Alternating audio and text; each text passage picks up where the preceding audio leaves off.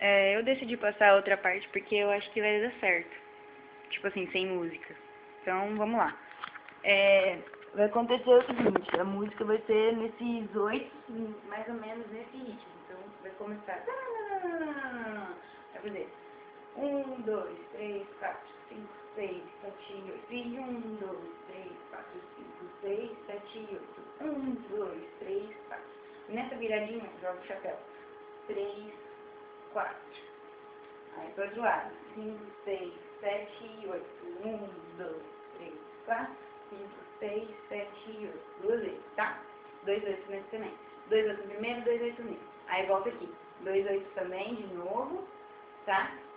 Aí depois disso, 2 8 aqui. Aí tá, aí você vai cruzar com seu amigo, com um amigo, sabe assim? De ladinho. Com 2 amigos. 1, 2, 3, 4, 5, 6, 7, 8.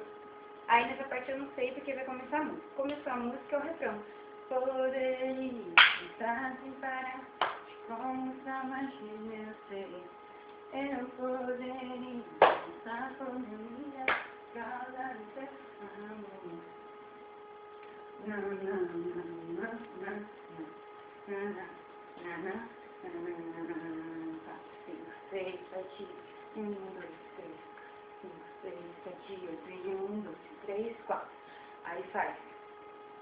Que é o tempo da música. E explodindo estou, pra anunciar suas obras, pois me mudaste, apagaste meu passado. Meu brasileiro Senhor, por onde eu correr, pois sei que Deus não é contra mim, mas é tudo, tá? Aí pode tanto terminar pra frente, como terminar pra trás. Se terminar pra trás, vem pra cá, né? Poderia. Se terminar pra frente, eu poderia. Mesma coisa do começo. Vai terminar pra trás, que vai dar mais certo. Esse foi o começo que eu inventei. Daí vocês colocam na música e vê o que dá. Se quiser pegar alguns passos só também. Isso aí, galera. Beleza, tchau. Na verdade é só pra Denise mesmo. Isso aí, tudo no meu papo toda hora. Tchau.